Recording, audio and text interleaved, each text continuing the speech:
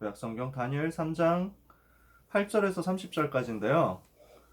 좀 길죠. 그래서 다니엘 3장 16절에서 30절까지를 읽겠습니다. 구약성경 다니엘 3장 16절에서 30절. 여러분께서 1절부터 쭉 다 봐주시면 좋겠어요. 이번 한 주간 동안에는. 오늘 빈 시간에 1절부터 30절까지 다 보셨으면 좋겠고, 그 중에 오늘 이 시간에는 16절에서 30절까지 같이 읽습니다. 찾으셨으면 함께 읽겠습니다. 사드락과 메삭과 아벳느고가 왕에게 대답하여 이르되, 느부갓네살이여, 우리가 이 일에 대하여 왕에게 대답할 필요가 없나이다. 왕이여, 우리가 섬기는 하나님이 계시다면 우리를 맹렬히 타는 풀무불 가운데서 능히 건져내시겠고 왕의 손에서도 건져내시리이다. 그렇게 하지 아니하실지라도 왕이여, 우리가 왕의 신들을 섬기지도 아니하고 왕이 세우신 금신상에게 절하지도 아니할 줄을 아옵소서. 느부갓네살이 분이 가득하여 사드락과 메삭과 아벳느고를 향하여 얼굴빛을 바꾸고 명령하여 이르되, 그 풀무불을 뜨겁게 하기를 평소보다 7배나 뜨겁게 하라 하고, 군대 중 용사 몇 사람에게 명령하여 사드락과 메삭과 아벳느고를 결박하여 극렬히 타는 풀무불 가운데 던지라 하니라. 그러자 그 사람들을 겉옷과 속옷과 모자와 다른 옷을 입은 채 결박하여 맹렬히 타는 풀무불 가운데 던졌더라. 왕의 명령이 엄하고 풀무불이 심히 뜨거우므로 불꽃이 사드락과 메삭과 아벳느고를 붙든 사람을 태워 죽였고, 이 세 사람 사드락과 메삭과 아벳느고는 결박된 채 맹렬히 타는 풀무불 가운데에 떨어졌더라. 그때 느부갓네살 왕이 놀라 급히 일어나서 모사들에게 물러 이르되, 우리가 결박하여 불 가운데 던진 자는 세 사람이 아니었느냐 하니, 그들이 왕에게 대답하여 이르되, 왕이여, 올소이다 하더라. 왕이 또 말하여 이르되, 내가 보니 결박되지 아니한 네 사람이 불 가운데로 다니는데 상하지도 아니하였고 그 넷째 모양은 신들의 아들과 같도다 하고, 느부갓네살이 맹렬히 타는 풀무불 아귀 가까이 가서 불러 이르되, 지극히 높으신 하나님의 종 사드락 메삭 아벳느고야, 나와서 이리로 오라 하매 사드락과 메삭과 아벳느고가 불 가운데서 나온지라. 총독과 지사와 행정관과 왕의 모사들이 모여 이 사람들을 본즉 불이 능히 그들의 몸을 해하지 못하였고 머리털도 그을리지 아니하였고 겉옷빛도 변하지 아니하였고 불탄 냄새도 없었더라. 느부갓네살이 말하여 이르되, 사드락과 메삭과 아벳느고의 하나님을 찬송할지로다. 그가 그의 천사를 보내사 자기를 의뢰하고 그들의 몸을 바쳐 왕의 명령을 거역하고 그 하나님 밖에는 다른 신을 섬기지 아니하며 그에게 절하지 아니한 종들을 구원하셨도다.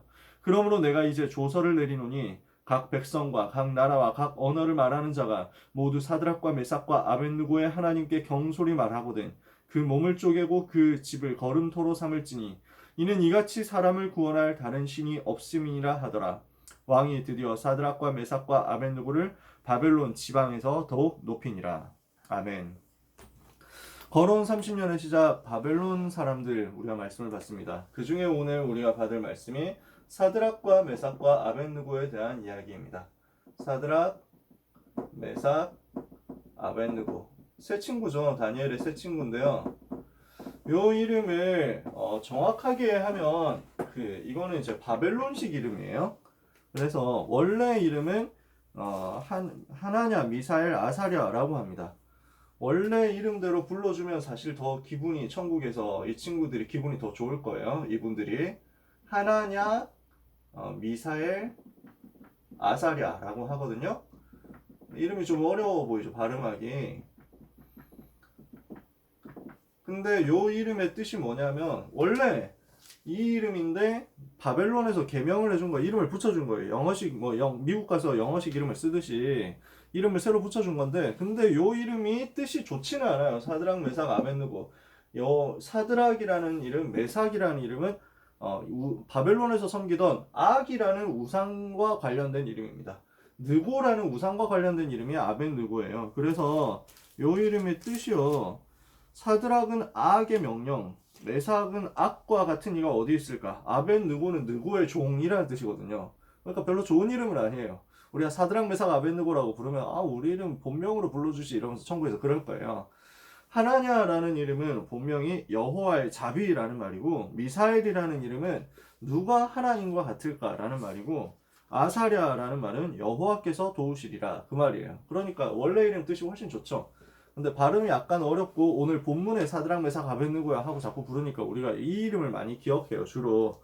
그래서 여러분들이 편하게 이렇게 부르셔도 본인들이 뭐 엄청 낙심하거나 엄청 슬퍼하거나 하진 않겠지만 여러분들이 요 본명을 기억해 주셨으면 좋겠어요. 이 사람들을 통해서 전 바벨론 땅에 여호와가 증거되는 역사가 일어나게 된 것입니다. 오늘 우리를 통해서 이런 일이 우리 현장에서 그리고 강대국 현장에서 일어나게 되기를 축복합니다.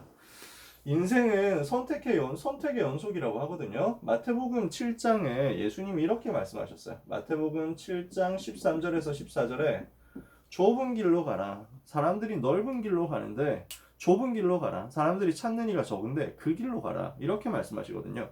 왜 예수님이 그렇게 말씀하셨냐?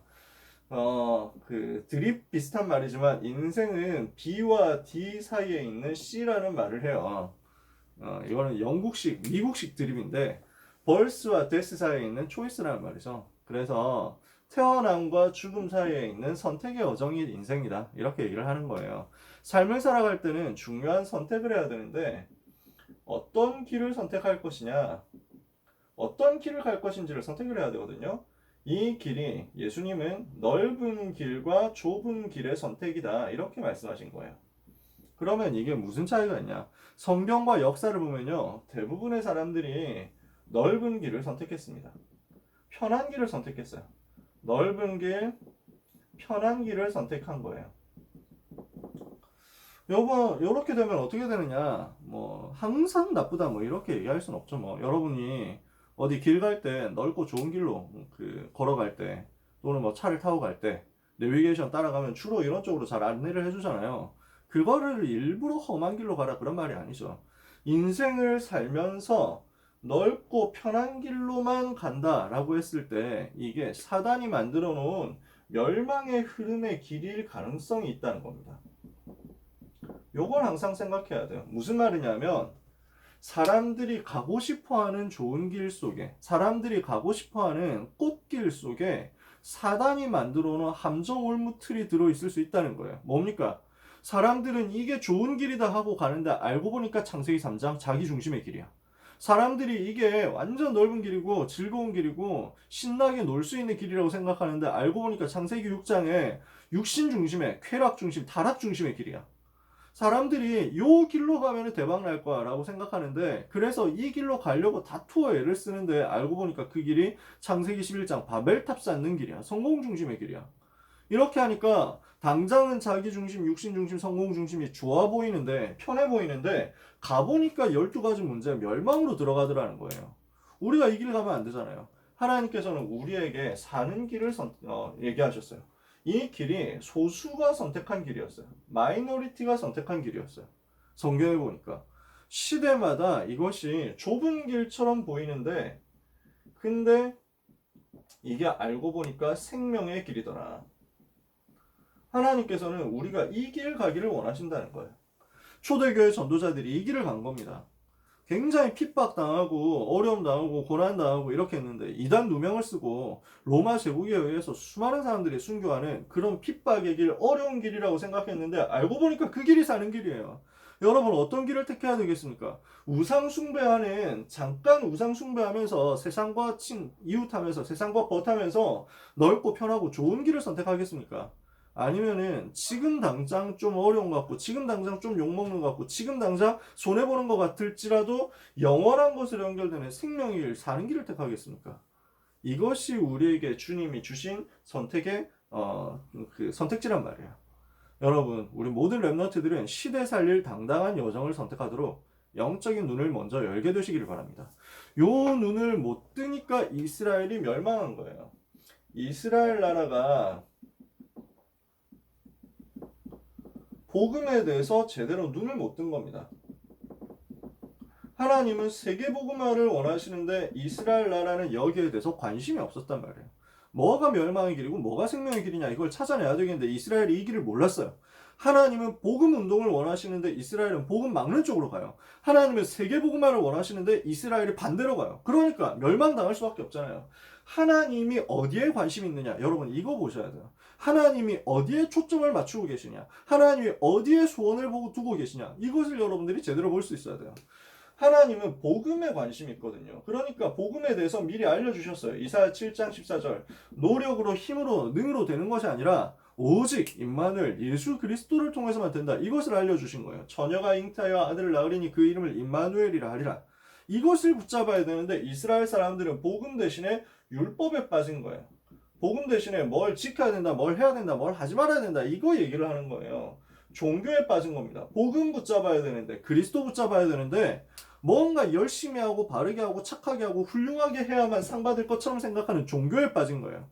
이러니까 복음으로만 생명을 살릴 수 있고 복음으로만 후대를 살릴 수 있는데, 이 복음을 놓치니까 전도가 실패될 수밖에 없게 된 거죠. 전도가 불가능해진 거예요.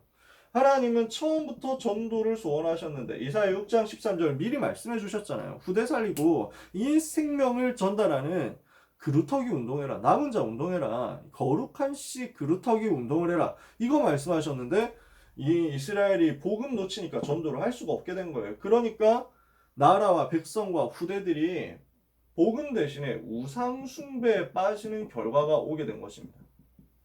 우상의 후대를 빼앗겨버린 거예요. 백성들을 우상에 빼앗겨버린 거예요. 이러니까 어떻게 됩니까? 당연히 선교가 불가능해진 것입니다. 선교를 해야 되는데 하나님은 선교를 말씀하셨는데 이사야 60장에 보니까 일어나라 빛을 발하라 이는 내 빛이 이르렀고 여호와의 영광이 내 위에 임하였으니라 보라 어둠이 땅을 덮을 것 캄캄함이 만민을 가리우려니와 오직 여호와께서 내 위에 임하실 것이요 그 영광이 내 위에 나타나느니 열방은 내 빛으로 열방은 비치는 내 광명으로 나오게 될 것이다. 열방 열왕을 살리는 선교, 이것을 하나님 말씀하셨거든요. 60장 22절에 보니까 그 작은 자가 천을 이루고 그 약한 자가 강국을 이루게 될 것이다. 처음부터 선교를 말씀하셨어요. 근데 복음 없죠. 자기 나라 현장 살릴 선교 불가능하죠. 이러니까 당연히 전도 불가능하죠. 이러니까 당연히 선교도 불가능한 거예요. 이 사람들이 세계 살려야 되는데 세계 살릴 사명 대신에 선민 사상에 빠졌어요. 우리만 하나님의 백성이고 다른 사람은 다 이방이니까 다 필요 없다. 죽어도 된다. 이렇게 생각하는 거예요. 세계 살릴 사명 대신에 선민 사상 갖고 있죠. 세계 살릴 영적인 눈을 못 뜨니까 강대국 보는 눈이 없어요. 강대국 살리러 들어가야 되는데 선교하러 가야 되는데 여기에 대해서 전혀 관심 없고 저 강대국 무너뜨리고 자기 이익 볼 생각밖에 안 하는 거예요. 이러니까 세계 살릴 힘이 전혀 없이 무능과 무기력에 빠진 겁니다. 이렇게 되니까 이스라엘은 멸망할 수밖에 없었어요. 그래서 그 결과 찾아온 게 재앙시대란 말이에요. 우리가 하나님의 소원과 상관이 없다 이러면은 재앙이 오게 됩니다. 정확하게 말해서 재앙은 당연히 오게 되는데 이 재앙이 오는 것을 못 막는다는 말이에요. 그래서 결국 오는 결과가 뭡니까? 강대국을 살리지 못하니까 강대국 때문에 멸망당하게 되는 것입니다. 강대국으로 인한 멸망 상태에 빠지게 되는 거예요. 이게 지금 이스라엘의 온 문제인 거죠. 시대마다 그랬습니다. 애굽을 살려야 되는데 애굽 살리지 못하니까 노예가 되어버린 거예요. 애굽 노예. 출애굽기 3장에. 자, 블레셋과 주변 나라들을 살려야 되는데 살리지 못하니까 여러 가지 사무엘상 17장에 다윗이 일어나서 골리앗 꺾을 때까지 계속 블레셋한테 전쟁으로 시달리는 겁니다. 드디어 바벨론 나라 살려야 되는데 바벨론 나라 살리지 못하니까 바벨론의 포로가 되어서 끌려가게 된 거예요. 지금 상태가 지금 이런 상태가 된 거죠. 이사야 6장에 포로된 가운데 가가지고 렘넌트 남은 자 세워지도록 겨우 그렇게 된 거예요. 강대국을 살려야 되는데 강대국 살리지 못하니까 노예되더라. 전쟁에 휩쓸리더라. 결국 나라 망하고 포로가 되어서 끌려가더라.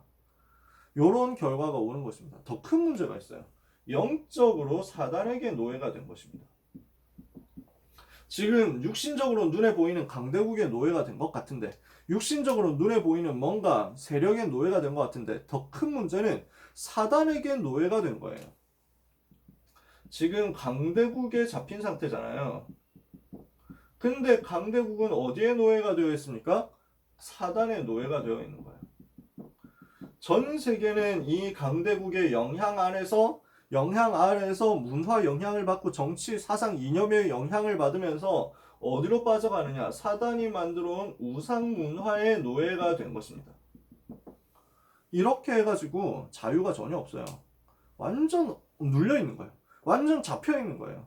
완전 중독되어 있는 거예요. 지금도 전 세계가 이렇게 노예되고 포로되고 속국된 영적 저주 상태에 빠져 있는 겁니다. 이게 지금 현장의 모습이란 말이에요. 어떻게 되어 있습니까? 12가지 문제에 빠져 있잖아요. 심각한 질병에 빠져 있잖아요. 여러 가지 영적 질병, 마음과 생각의 질병, 육신의 질병 이 속에 딱 빠져 있는 겁니다. 우울증, 공황증 딱 빠져 있는 겁니다. 여러 가지 장애에 시달리는 겁니다. 이게 당연히 오는 결과잖아요. 그래서 여기에서 빠져나올 길을 하나님이 주신 거예요. 다른 길을 하나님이 주신 적이 없어요. 오직 한 길밖에 없다. 우리는 불교를 욕하지 않습니다. 우리는 저 무슬림들 욕하거나 비난하는 게 아닙니다. 우리는 저 동성연애하는 사람들 비난하는 게 아닙니다. 욕하는 게 아니에요. 저주하는 게 아니에요. 그 재앙에서 빠져나와야만 된다는 거예요. 그 재앙에서 그렇게 살아가지고 빠져나올 수 있으면 감사한데 그게 현장 가보니까 안 되더라고요. 현장에 보니까 너무너무 우상숭배 열심히 하는데 너무너무 제사 많이 지내고 열심히 하고 착하게 사는데 진짜 착하거든요. 진짜 괜찮아요. 진짜 사람이 인성이 괜찮아. 깨끗해. 공부도 너무 열심히 해. 근데 자기한테 재앙이 와. 어떤 식으로 재앙이 오느냐? 자기 힘으로 해결할 수 없는, 자기하고 전혀 관계없고 상관없는 데서 문제가 오는 거야. 이걸 보니까 저 재앙 만나는 데서 빠져나와야 되는데 저 종교로 못 빠져나오는구나. 저 율법으로 못 빠져나오는구나. 저 선행으로, 철학으로, 이념으로, 사상으로, 과학으로 못 빠져나오는구나. 문화로 빠져나올 수가 없구나. 그래서 하나님이 성경에 그리스도를 보낸다고 하셨구나. 이걸 알게 되는 거예요. 여러분이 이것을 현장에서 확인하셔야 됩니다. 사도행전 4장 12절에 다른 이로서는 구원을 받을 수 없나니 오직 천하 사람 중에 구원받을 만한 다른 이름을 우리에게 주신 일이 없다. 그 우리에게 주신 유일한 길이 뭡니까? 로마서 8장 2절 그리스도 안에서 죄와 사망의 법에서 우리를 해방하신 생명의 성령의 법의 주인공 되신 그리스도, 제사장이신 그리스도. 요한복음 14장 6절에 하나님 만나는 길과 진리와 생명이 되신 그리스도, 선지자 되신 그리스도. 요한일서 3장 8절에 하나님의 아들이 나타나신 것은 마귀의 일을 멸하려 하심이라. 사단의 권세를 꺾으신 그리스도. 그래서 왕 되신 그리스도. 그래서 앞에서 왕이고 선지자고 제사장 되신 모든 문제 해결하신 그리스도. 유일한 해답 되신 그리스도입니다. 여기에서 빠져나오는 유일한 답. 세상에는 답이 없거든요. 여기서 빠져나온 유일한 답이 바로 그리스도란 말이에요. 그래서 우리가 그리스도 말할 수밖에 없는 거예요. 그래서 여러분이 그리스도 붙잡으면 이 시간에 승리하는 거예요. 이 답을 가진 사람들이 바로 다니엘과 다니엘의 세 친구 하나냐, 미사엘, 아사랴란 말이에요. 요 사람들이 지금 바벨론에 포로로 끌려왔거든요. 어릴 때 포로가 되어가지고 끌려왔는데 하지만 다니엘과 그 친구의 속에 뭐가 있었냐? 하나님의 말씀이 있었어요. 하나님이 주신 언약의 답이 있었어요. 왜 지금 우리나라는 멸망했느냐? 왜 지금 전 세계는 문제가 오느냐? 이유와 답을 아는 사람.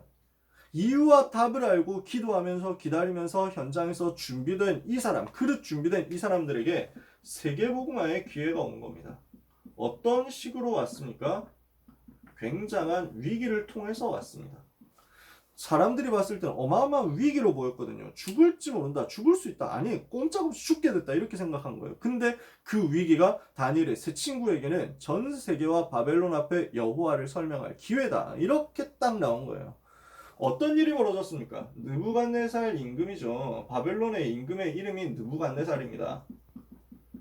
네부카드자르라고 그 역사의 기록에 보면 나오죠. 이 사람이 우상을 만든 겁니다. 어떤 이유에서 우상을 만들었습니까? 정치적 목적입니다. 그러니까 나라를 이제 굉장히 많은 나라들을 정복해가지고 제국을 만들었는데, 대제국을 만들었는데 이 대제국을 통합시켜야 되겠다 생각을 하잖아요. 이러니까 종교적으로 사상적으로 통합시켜야 되겠다. 이렇게 해가지고 거대한 우상을 만든 거예요. 그러면서 이 우상을 만들고 우상을 만들기 위한 이제 막 시스템을 딱 만들잖아요. 우상 숭배를 하도록 만드는 시스템, 전국 각지에 뿌리 내리도록 만든 겁니다. 그래서 모든 지방 관료들을 다 불렀어요. 이 말은 관료 시스템 정비도 이 속에 들어있는 겁니다. 정치 전략이에요. 이러면서 자기 말 안 듣는 사람, 이걸 가지고 구분하겠다는 거예요. 자기가 우상을 이렇게 멋있게 만들었는데 이 우상에 절하지 않는다 하면은 그 사람은 반역자니까 없애버리겠다, 숙청하겠다. 자기에게 잠재적으로 적이 될 수 있는 사람을 없애겠다. 정치 전략이죠. 그러면서 자기한테 말 안 들으면 이렇게 된다라는 것을 보여주는 효과도 있는 거예요. 그걸 가지고 무엇을 사용하기로 했냐? 문화 전략을 쓴 겁니다. 우상을 만든다는 것은 굉장한 제조 기술이 필요합니다. 굉장히 큰 우상을 만들었거든요. 그것도 금으로 만들었어요. 경제를 과시하는 겁니다. 이러면서 금으로 뭔가 주조를 한다. 주조 기술이 필요합니다. 재련 기술, 가공 기술이 필요합니다. 잘생기게 만들어야 멋있게 보고 사람들이 절할 거 아니에요. 이러니까 이런 거 조각하는 기술도 필요합니다. 여기에다가 뭐가 또 들어갑니까? 우상숭배 그냥 하는 게 아니라 온갖 악기 동원해가지고 연주할 때 다 절하도록 만들었습니다. 음악까지 동원했습니다. 음악, 미술 모든 걸 다 동원한 거예요. 이렇게 해가지고 자기의 목표를 달성하려고 하는 거죠. 지금도 사람들은 그렇습니다. 지금도 세상은 이런 전략을 쓰고 있습니다. 그런데 사실상 이것이 사단의 전략이라는 사실을 정치인들이 모르고 있습니다. 지금도 정치인들, 지금도 엘리트들, 지금도 돈 벌려고 하는 사람들은, 지금도 자기 이름 내려고 하는 사람들은 이런 방식을 씁니다. 그런데 이것이 사단의 전략이라는 사실을 이 사람들이 모르는 거예요. 느부갓네살 임금이 모릅니다. 전 세계를 멸망에 빠뜨리는 사단의 전략이 하나님 떠나도록 만드는 우상숭배 전략이에요. 그래서 주님이, 하나님이 처음부터 이걸 경고하셨어요. 우상을 만들지 말고 섬기지 마라. 왜? 우상 속에 사단이 역사하니까, 우상 속에 귀신이 역사하니까 멸망당하지 말라는 거예요. 근데 이 사실을 모르고 우상 숭배하면서 전 세계가 사단에게 절하도록, 전 세계가 사단에 노예되도록 임금이 이렇게 만드니까 이것을 알고 있었던 세 친구가 왕의 명령을 거부한 겁니다. 여러분 어떻습니까? 지금 전제 왕조 국가 시대잖아요. 근데 이 세 사람이 왕의 명령을 거부했습니다. 이것은 객기를 부린 게 아닙니다. 이것은 뭐 무슨 근성을 보이면서 우리가 한번 대들어 보겠다, 붙어 보겠다, 독립운동하겠다 이런 얘기가 아닙니다. 뭘 한 것이냐? 우상과 싸운 거예요. 여기에 대해서 우리가 두말할 필요가 없다, 대답할 필요가 없다. 얼마나 근성이 있습니까? 그냥 근데 이 근성이 단순히 뭔가 보여주겠다, 한번 싸워보겠다 이게 아니에요. 하나님이 살아계시다, 이것을 고백한 거예요. 우리가 이 일에 대해서 대답할 필요가 없습니다. 왕이여, 우리가 섬기는 하나님께서 우리를 불 속에서 건져 주실 것이고, 우리를 우상에게 절하지 않다 해가지고 불 속에 집어던져서 화형시킨다고 해도 하나님께서는 그 속에서 우리를 건져 주실 것이고, 하나님의 능력을 고백하고 선포했습니다. 그러면서 그리 아니하실지라도, 아까 전에 찬양했죠? 이게 더 중요한 말이에요. 그리 아니하실지라도 우리는 왕이 만든 금신상 앞에 절할 이유가 없습니다. 절할 일 없습니다. 꿈 깨세요라고 얘기한 겁니다. 이거 어마어마한 말이잖아요. 느부갓네살이요. 우리가 이 일에 대하여 왕에게 대답할 필요가 없나이다. 우리가 섬기는 하나님이 살아계신다면 우리를 저 풀무불 속에서 건져 주실 것이요, 그리 아니하실지라도 우리는 전 세계를 멸망시키는 우상 앞에 타협할 수 없습니다. 고백한 거예요. 이렇게 되니까 어떻게 됩니까? 임금이 너무 열받잖아요. 나한테 개기냐, 나한테 덤비냐 이렇게 생각한 거죠. 원래는 자기가 아끼는 사람들이에요. 자기가 유심히 보고 있던 유망주란 말이에요. 그래서 도와줘야 되겠다, 나름대로 자비를 베풀었는데 지금은 안 그러잖아요. 열받아가지고 불 속에 던졌습니다. 어느 정도 불을 세게 했냐, 세 친구를 데리고 가던 사람들이 불타 죽을 만큼 불을 세게 했어요. 그 불 속에 집어넣었는데 아무도 갈 수 없는, 아무도 가려고 하지 않는 그 불꽃 가운데로 들어갔더니 그 현장이 알고 보니까 노바디 현장이더라. 여기에서 세계복음화의 역사가 일어나게 된 것입니다. 하나님은 여러분을 노바디 현장으로 보내시겠다, 거기에서 세계복음화의 역사를 일으키시겠다라고 하는 것입니다. 여러분, 불 속에 여러분이 아시는 대로 천사가 파송되어 가지고 다니엘의 세 친구를 완전히 보호한 거예요. 그러니까 머리털 하나도 상하지 않았어요. 사실 탄 게 있어. 뭐가 탔냐? 이 사람들을 붙잡고 있었던, 결박하고 있었던 끈, 이게 포승줄, 이게 다 불타버렸어. 이건 없어졌어. 근데 나머지는 머리털 하나도 타지 않았어. 하나님께서 이렇게 역사하신 거예요. 이러니까 왕이 너무 충격받죠. 임금과 신하들이 다 충격받죠. 왕이 여호와를 알게 되고 여호와를 고백하게 되고 온 나라에 여호와의 이름이 증거되는 역사가 일어나게 된 것입니다. 그러니까 이걸 보고 뭐라고요? 노바디에서 시작했는데 에브리바디로. 하나님은 이 일을 렘넌트 여러분을 통해서 오늘도 이루기를 원하신단 말이에요. 오늘 믿으시기를 예수 그리스도 이름으로, 누리시기를 예수 그리스도 이름으로 축복합니다. 결론이요. 우리는 이것을 가지고 약속을 붙잡아야 되겠습니다.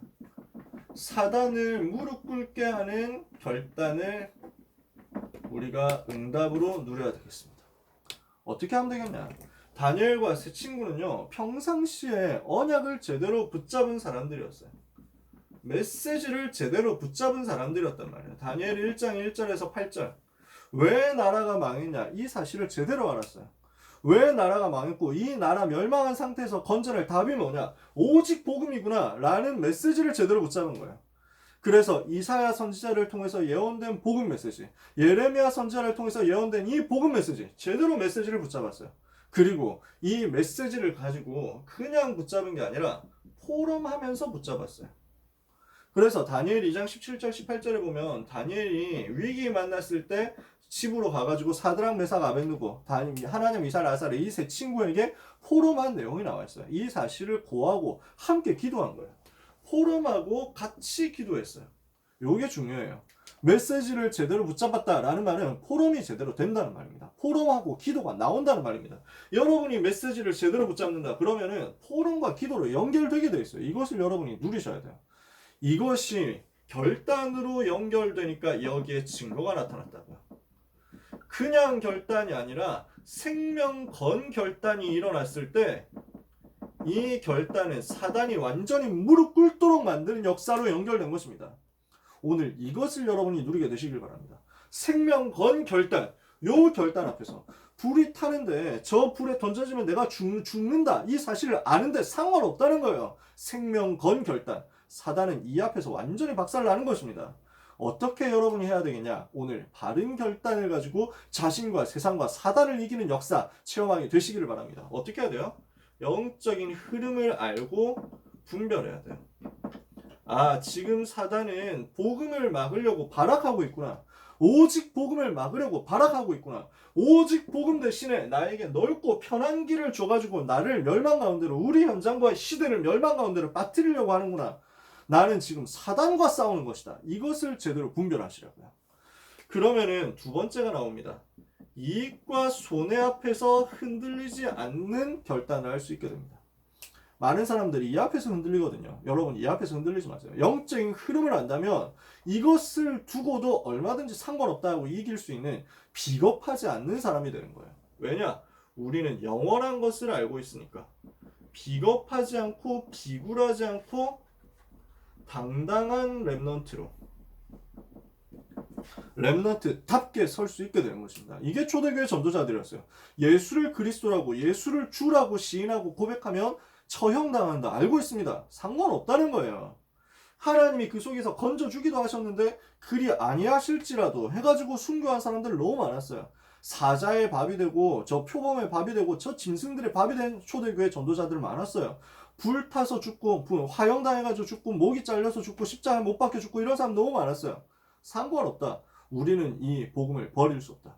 우리는 이 복음을 막는 사단의 전략과 타협하지 않겠다. 이 복음을 막는 넓고 편한 길 그 이익 앞에 우리는 타협하지 않겠다. 이게 초대교회 전도자들이었어요. 종교개혁자들이었어요. 주기철 목사님 일제시대 신사참배 타협하지 않았어요. 손양원 목사님 저 공산주의의 위협, 북한 공산당 위협 앞에 타협하지 않았어요. 지금도 북한 성도들이, 수많은 성도들이, 저 공산국가 성도들이 이 앞에서 위협 속에서 그리 아니하실지라도 하면서 생명 걸고 복음 붙잡고 있어요. 저 무슬림 국가에서. 하나님은 이것을 알고 계십니다. 이것이 사단을 완전히 발 아래 무릎 꿇게 하는 결단이 되는 거예요. 우리 사랑하는 렘넌트들의 평생에 이런 결단과 이런 선택이 있게 되기를 바랍니다. 무엇을 우리가 붙잡아야 되겠냐? 사단의 권세를 완전히 무너뜨리는 오직 복음 집중하는 결단. 이것을 가지고 승리해야 되겠습니다.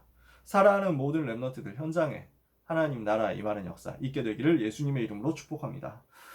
미션 우리 줬잖아요. WRC 가지고 작품 만드는 거 주부에 실었지만은 이렇게 상 받은 친구들이 있어요. 그래가지고 이거는 여러분들한테 개별적으로 연락하고 다음 주에는 포럼을 좀 부탁할게요. 그래서 우리 랩런트들이 어떤 의미로 이런 작품을 만들었고 어떻게 이런 작품을 누렸다라는 거 상 받은 친구들만, 시간 없으니까 3명밖에 우리 3팀밖에 얘기를 못하지만 너무 감사해요. 이렇게 해가지고 많이 보내준 친구들 연락 개별적으로 할게요.